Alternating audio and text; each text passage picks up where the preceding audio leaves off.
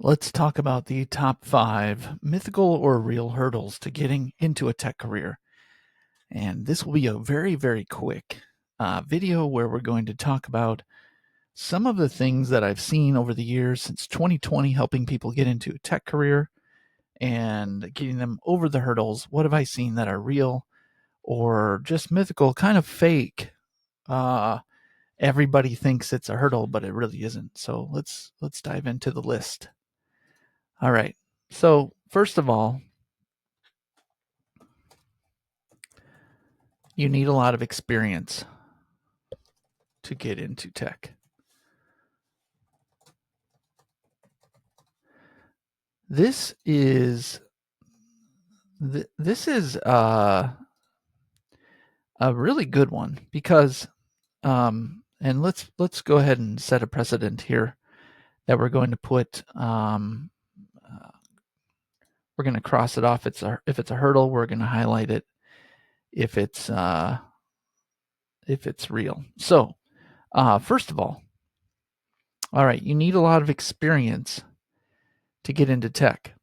Well, by experience, what do we mean? Do we mean doing life things,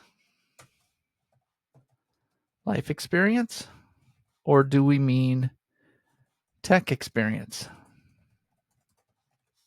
Or do we mean a mixture? Now, this is not necessarily a myth, but you probably don't need as much experience as you think you need, because the truth is when you're switching in your 30s and 40s, you have a lot of life experience. True, that you need some life experience if you're going to switch to tech, especially if you're older, like I did. Now, as far as tech experience, this is a myth. Let's see, fact or myth? How about that? Now, it is a myth that you need a lot of tech experience. The truth is that you may get your first tech job without having other tech jobs. It is a fact you need some experience doing the thing you're getting hired for. All right. So you do need to have some experience. You need to do projects. You need to have basically what I have over here.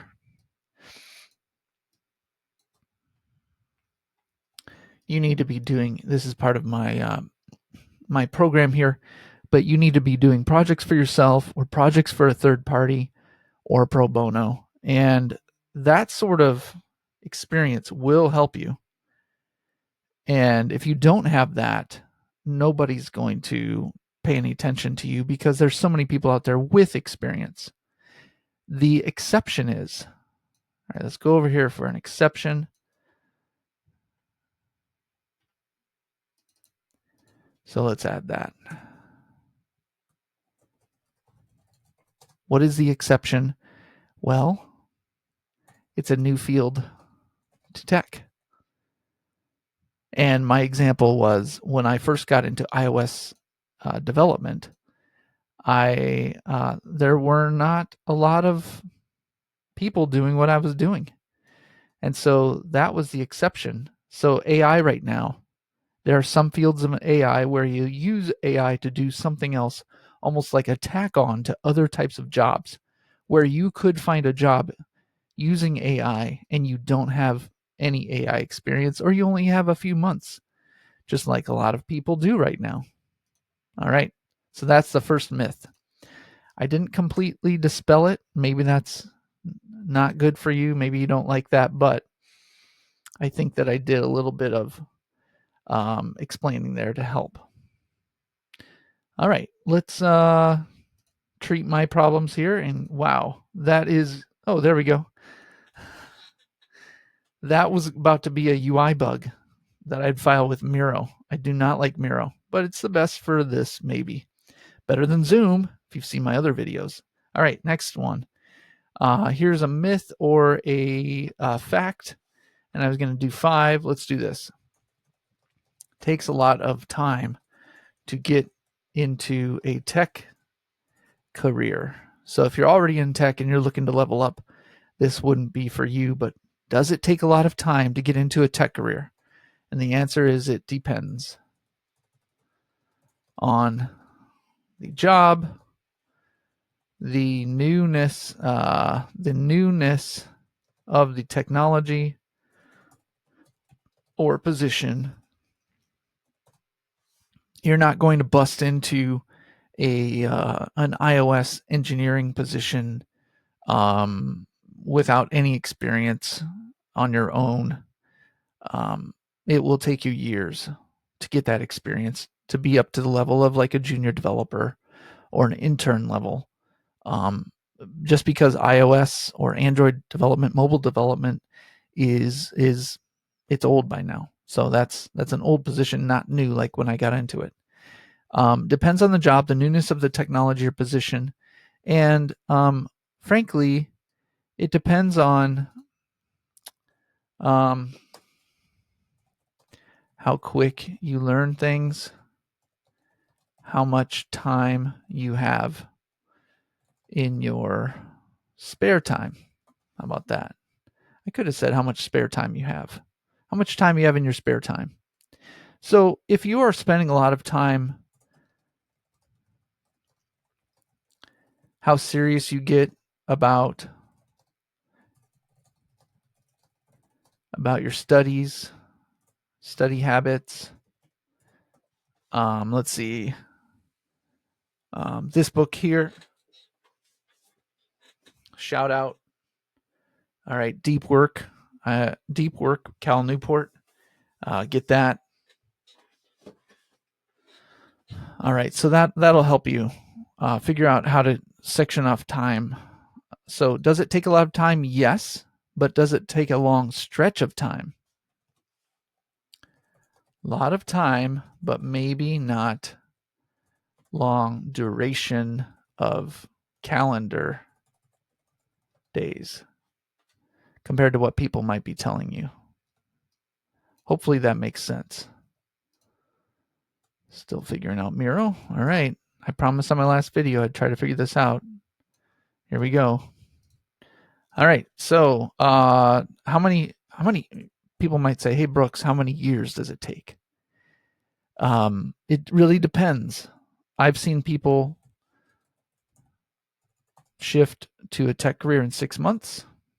I've seen them shift in 2 years. I've also seen them come to me looking for help after like 5 years, etc. It really depends. All right, let's try to dispel another one. Number 3, I have to have a degree from college to get into tech. All right, let's dispel it. You do not need, so it's a myth. You do not need a degree from college. Will it help? It could. It depends on what you're getting into. It depends what you choose for your path.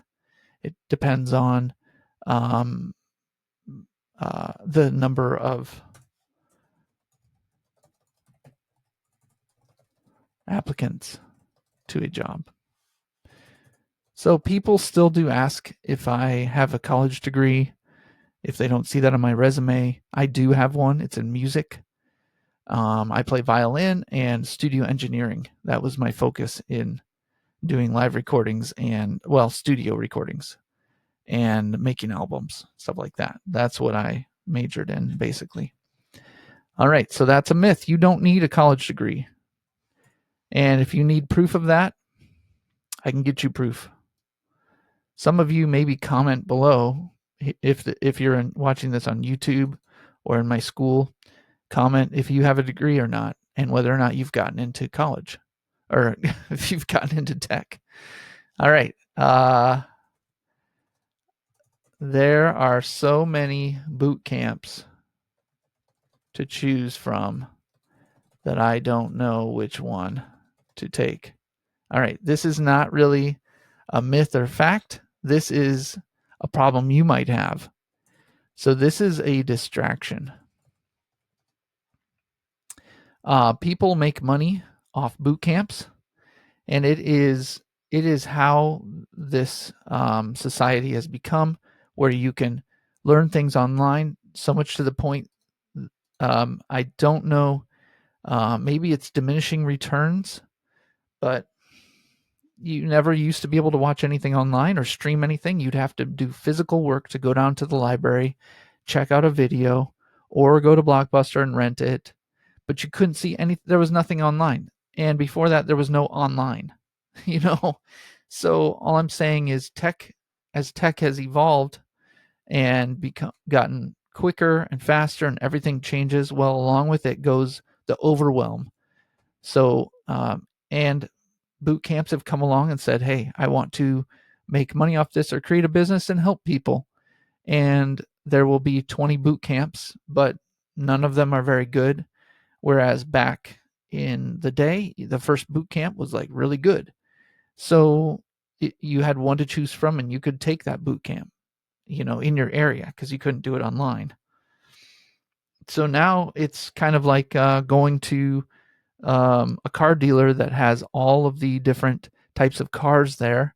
You don't know which brand to get. Whereas it used to be you went to the Toyota dealer to get a Toyota, and you just ask your friends which to take. Now you go to a dealer and everyone sells every kind of car, it seems like. And the same thing with choice. So choice, and I should have this, but I don't have the right law or mechanism, but choice can kill us, kill our future, basically. Choice can cause us to think nothing is going to work. It's overwhelm. I see this a lot. All right, so fact or myth that there's so many boot camps to choose from that I don't know which one to take. Well, this is causing you to sit around and say, I won't take any of them. Okay, and that's fine. But maybe this next one will help you. I need to go to a boot camp to get into tech. All right, sort of like the college one, but this is a little more achievable by some. You're looking at, 10K, 5K, maybe 30K. If it's with a university, that's a lot of money. 30K is for doing something like this. This is a myth. You do not need to go to a boot camp and spend all that money. Now, if you have all that money laying around and you want to spend it, then maybe it's good to go. But in the end, you may be searching for a job afterward and be even more frustrated because you took this boot camp. I took a boot camp for AWS Architect Solutions, Architect Associate. I took a boot camp for that and failed my test right after because I had the confidence that I knew everything I needed to know, and I just didn't. And I've seen that happen a lot. So this here, when people promise a lot in the boot camp, and I'm going to put in here fancy, slick, institutional.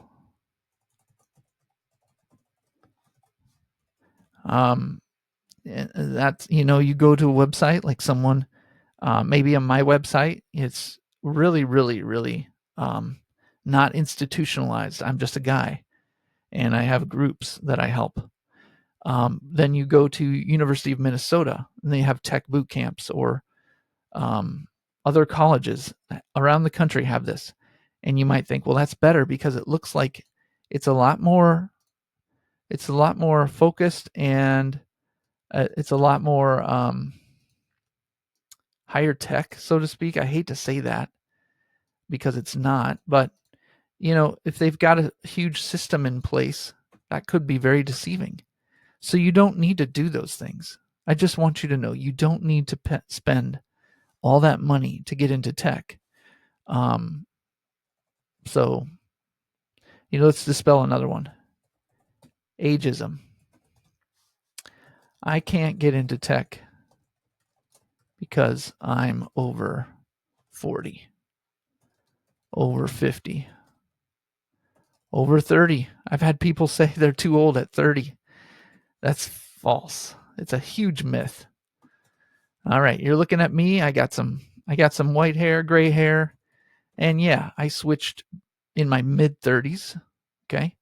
But I know people who switch at my age right now. And I'm right here on this number right now. So I know people, I've helped them. I'm not trying to push what I do, but I'm just telling you the facts.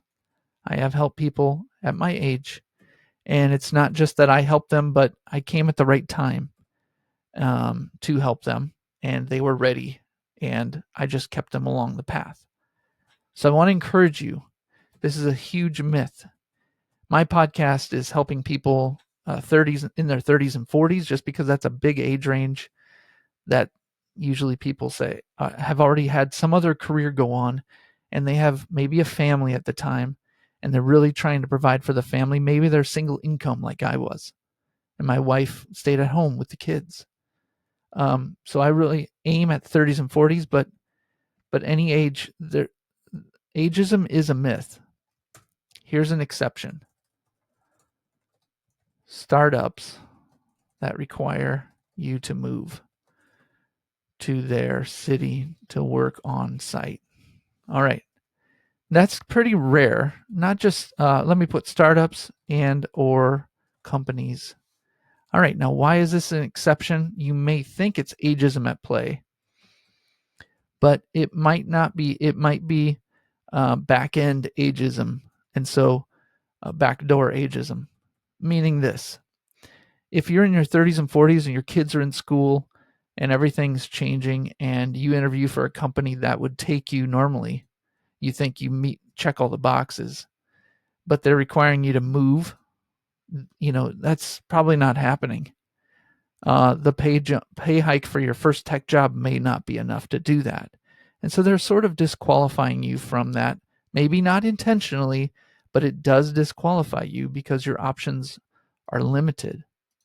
If you have an established residency or family or a lot of roots in a community, and then they ask you to move across the country. Startups is another one because often startups may look at you, startups that aren't local on site. They may look at you, and not physically look at you, but they may consider your background, and you will have a longer resume than a lot of newer people. People who are just getting out of college with a degree, and you may require a little bit higher salary, and the startups may be well funded, but startups tend to be looking for youth and energy, and that I've seen that a lot. I'm not saying that is their MO, but it is something that I see. So beware of startups that aren't local or on site. I, in fact, took my first tech job at a startup that was local, and they hired me, and I was older than anyone else. I was older than the company founders, and they hired me. So they are sometimes looking for seniority to be along younger developers, younger tech workers. So that exception with startups, if they're local or on site, sometimes that could be different. But if you have to move, that's going to be tough. That's going to be tough. So I often say, look for local companies. All right, there's a tip for you. All right, hope this was helpful with 5 plus a bonus. If you want to learn more about this system here, I might have a link on my website. You can go to, just email me at info@tekleed.com, and we can have a discussion or look in the notes below. Thanks for watching. Hopefully it was helpful to you.